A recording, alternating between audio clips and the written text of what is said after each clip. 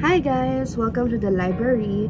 For today's video, I will teach you how to accomplish the DS-160 form, which is yung application form na kailangan mong isubmit kapag mag-a-apply ka ng US Tourist Visa.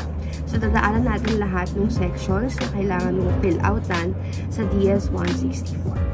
Without any further ado, let's go ahead and get started. Okay guys, so first you have to go to the website, no? Yung cac.state.gov. Tapos nakalagay dyan, online non-immigrant visa application. And then, makikita mo dyan, select a location. Ilagay mo, Philippines, Manila. So, mag-refresh siya. Then, enter the code as shown. Yan. So, pag na-type mo na yung code, may makikita ka dyan no, na test photo. Pero pwede mong i-upload yan mamaya pa pagkatapos mong fill outan yung DS-164. Tapos, click mo yung start an application since new application yung isasubmit mo. Pag na-click mo na yun, mapupunta ka dito sa Computer Fraud and Abuse Act Notices. Click mo lang yung I agree. Ayan, nagre-refresh siya guys, so no worries about that. And then sa baba, may application ID kang makikita. So yan is very important. So as early as now, you have to save and print the application ID. Kasi pag may concerns, ayan yung hihingin sa'yo ng embassy para makita nila yung case mo. Tapos sa baba, may security question na kailangan. So kapag ni-retrieve mo yung application, kailangan mong sangwatan yan. So pili ka lang ng question and then continue. Now, ito na. First part tayo, personal information. So, surname, lagay nyo yung surname nyo dyan. So, dapat ito yung name info na nakalagay sa passport mo. Given name, tas yung full name in native alphabet. Does not apply yan. Kasi naka-letters naman tayo, diba? Alphabet letters. Have you ever used other names? No. Click nyo yung no. Telecode, wala rin naman tayong telecode for our name. Yan, sa mga Filipino, so no. Then, input your sex, marital status. So, pili ka dyan kung ano yung nag-a-apply sa'yo. And then, date and place of birth. Again, dapat nagre-reflect to sa nakalagay sa passport nyo. Kapag walang nakalagay na optional guys, na parenthesis, ibig sabihin required po lahat yan. So, dapat lahat, meron siyang laman. And then, next na, click next mo. So, part 2 na ng personal information. So, ito yung country or region of origin, which is Philippines. Do you hold any nationality other than the one above? No. Kung hindi ka naman dual citizen. Permanent resident of another country, hindi naman. So, lagay nyo dyan.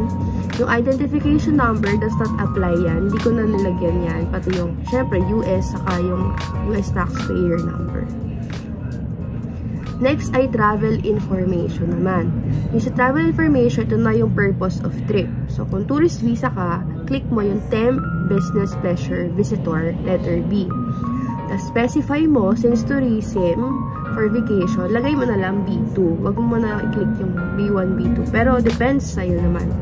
Have you made specific travel plans? Depende to sa'yo kung may itinerary ka na. Pero, kunyari, wala ka pa talagang particular na date, lagay mo lang yung intended date of arrival. Hindi naman to kailangan talagang yan yung susundin mo yung date. Then, intended length of stay. So, lagay natin 15 days, pwede na yon since you're in the US. So, at least 2 weeks pwede. Or 10 days, pwede na rin yan. Address where you will stay in the US. Pwede dito yung hotel na pagstayan mo or yung address ng friend na pagstayan mo. Basta kailangan complete yung information. Kasi hindi ka magpa-proceed sa next section if hindi siya complete. Then, person or entity paying for your trip. Nilagay ko self. Next section natin ay travel companions info. So, are there other persons traveling with you? If meron, then click yes. If wala, no. So, for the sake of simulation, lagay na lang natin no.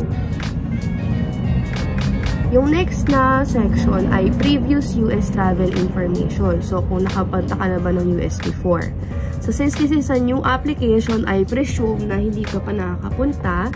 So, have you ever been in the US? Yun yung una nating question. Click no. Have you ever been issued a US visa? So, kung wala pa naman, then no. Have you ever been refused a US visa or been refused admission to the US? So, kung naka-refuse ka ng US visa before, lagay mo dyan yes. But if hindi pa, then no. Has anyone ever filed a petition? If wala, then click no also. Just have to be truthful with these questions, guys. Next part ay address and phone info mo dito sa Pilipinas. So, ilagay mo dyan yung home address mo, yung complete ha. Yung line 2, optional naman yan, nakalagay asterisk. So, you can choose not to fill out that part. Then, yung city. If walang state or province, lagay nyo na lang. Click nyo yung does not apply. Then, zip code. Tapos yung country, which is Philippines. Ayan. Then, after that, yung mailing address. So, para madali, ilagay nyo na lang, same yung mailing address sa home address. Unless, you are in another location besides your home. So, dapat nalagay mo siya ng sarili. Secondary phone number, if wala, does not apply. If work phone number, wala rin, does not apply. Click nyo yun. Have I used any other phone numbers in the last 5? So, ako naman, wala. So, nalagay ko no. Then, your email address, this must be your active email ad kasi dito ipapadala yung copy mo ng mga sinagutan mong forms. Have you used any other email ad? If wala, then click no. Next part ay social media. So, ito yung mga Facebook, Instagram, Twitter. As much as possible, lagay nyo dyan yung mga active nyong social media accounts kasi pwede rin yung magiging proof, no?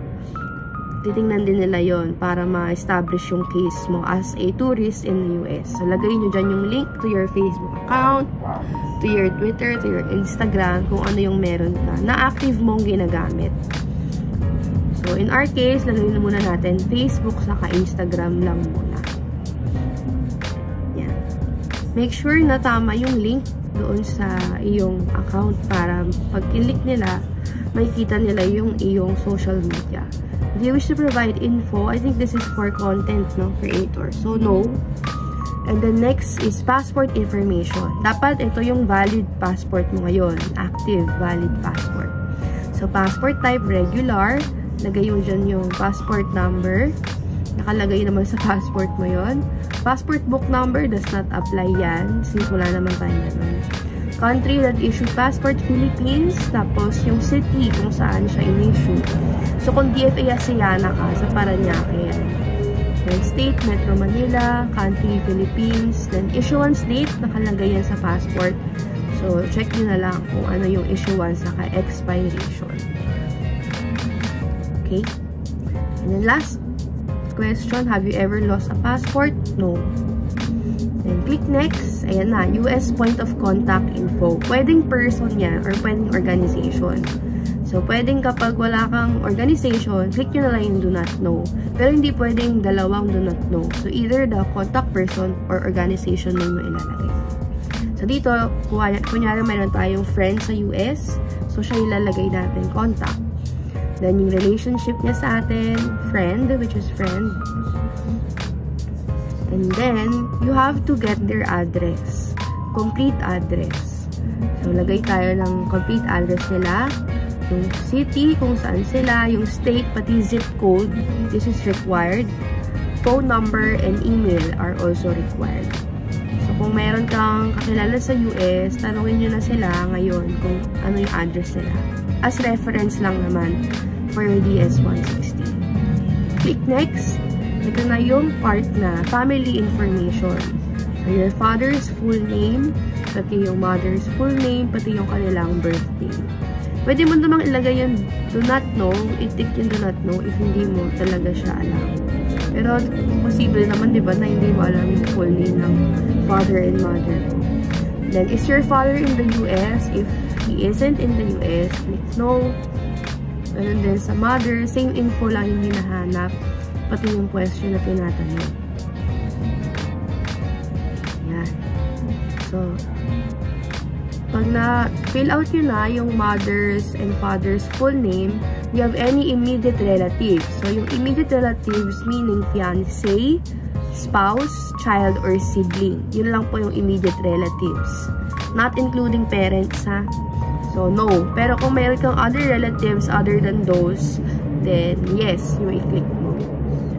After that, doon na tayo sa work, present work, or education, or training. So, pili ka kung ano yung work mo presently. So, for example, sa government ka nagtatrabaho. Yan, magre-refresh siya para malagay mo yung details. For example, sa BIR ka nag-work, lagay mo yung address ng BIR or ng office ng BIR kung saan ka nag-work. Yan. Inimbento lang ulit natin yung address, no? Basta guys, pag may optional, hindi nyo naman required lagyan. Pero if wala, that's all mandatory. Pati phone number. So, you have to have these details ready para mabilis ka makapag-fill out ng DS-160 form. Start date, kung kailan ka nag-start magtrabaho sa present employer mo. Ayan. Tapos, after no start date sa baba, may makikita ka na monthly income in local currency. So, in peso, wag nyo i-convert sa dollars. Monthly income. For example, 40,000 pesos inilagay. Then, yung briefly describe your duties, lagay mo kung ano yung role mo, kung ano yung job description, kung ano yung duties and responsibilities.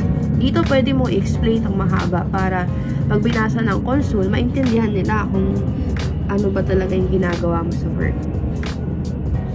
Then, after that, click next. Ito naman, previous work, education, training. Note na last 5 years lang yung hinahanap. So, kung same pa rin yung employer mo 5 years ago, lagay mo na lang no. Pero kapag sa ibang company ka nagtrabaho 5 years ago, then you click yes. Ayan, have you attended any educational institution? Kung high school or college na kapag tapos ka, lagay mo dyan. So, name of institution, yung address, kung saang city, kung saang state, zip code. If hindi mo alam, click does not apply. Then, yung course mo. If high school, pwede mo siyang ilagay kung academic or vocational. Pero kung college, yung specific degree or course na inaral mo. Then, yung date of attendance, kung kailan ka nag-start at kung kailan ka gumraduate. Tapos, sa next section na tayo, additional work, education, training info. Una, do you belong to a clan or tribe? No. Yung mga languages na you can speak. So, Tagalog, English, kung meron kayong ibang dialect, I think you can also put here. Have you traveled to any countries within the last 5 years? So, last 5 years na nga. So, pag yes, lagay nyo lahat ng mga pinuntahan nyo. For example, ayan, Hong Kong. Tapos, lagay din natin, kunyari, Singapore. Ayan. Pwede ka pa naman mag-add kung mas madami ka pang napuntahan in the last 5 years. So, have you belong to professional, charitable org? Siguro, since simpleng tao lang si Juan de la Cruz, lagay natin no. So, no service in the military, no in the insurgent organization. Ayan. Then, security and background check na. Ideally, dito sa parts 1 to 5, dapat no yung answer mo since this is for security check. Ayan. So, pwede mo basahin ng maigi, pero since na answer ko na to before, talagang chine-check lang, no, kung have you ever been involved in any crimes, ganyan. So, lagay nyo lang no, no, no. Unless you have records, it's important to be honest. So, do you seek to engage in espionage, sabotage in the US? Syempre, no. Kasi nga, we're a tourist, diba? Lagay nyo lang dyan, no, no, no. Wala naman dyang trick question na biglang yes pala dapat yung answer. So, no, no, no, no. Ayan. And part 4, ganun din. Ideally, no, dapat lahat ng iyong answer. You know, have you ever sought to obtain by fraud or willful misrepresentation or illegal means? So, no. Have you been deported? No. And yung last ng security check ay 3 questions. So, no, no, no din. And after that, ayan, yung photo. Yung kanina, diba, sa una, pwedeng in-upload mo na doon. Pero kung wala, dito, hihingin pa din. So, upload your photo. Dapat passport picture siya. yung dimensions pasok dun sa requirements ng US Embassy. Yan. Kunyari, yung picture ko na lang nilagay ko. Then next, continue using this photo. Tapos may kita naman dyan. Ayan, i-click mo yung review para ma-check mo kung okay ba yung picture. Ayan. So since hindi naman na kayo pinag-upload, then that means it's okay. Now, it's time to review the info. Ayan, click mo lang. Click mo lang yung next ng next. Para ma-double check kung tama ba yung mga na-input ng details. Pero guys, yung dun sa passport, it doesn't mean na na-upload ka na dito, nakapag-upload ka na, tas umokay yung website, hindi ka na magdadala. You still have to bring the passport photo when you go to the US Embassy for the interview. Then guys, dito, did anyone assist you in filling out? No, kasi presumably DIY to. Then, e-signature kailangan. So, enter your passport number, tas yung code lang. Then, click nyo yung sign and submit application. And after that, next confirmation. So, that's the end of the DS-160 form application tutorial. So, I hope this helps you, no, in filling out the DS-160 form. Matrabaho talaga siya, guys. So, kailangan nyo at least 30 minutes. Tapos, before pa, dapat alam nyo na yung mga necessary details, like yung address ng point of contact nyo doon sa US, yung mga start date mo sa school, yung kung kailan ka nag-start sa trabaho mo, kung ano yung address, mga ganong bagay, pati yung information ng relatives, ng mother and father. You have to prepare those information beforehand para dire-diretso ko na lang mag-input sa DS-160. That's it, guys. If you like this video and if this has helped you in preparing and in filling out the DS-160 form, I'll greatly appreciate it if you click the subscribe button kasi marami pa tayong videos about US visa, no, related sa US visa na paparating. So, thank you, guys. Bye-bye.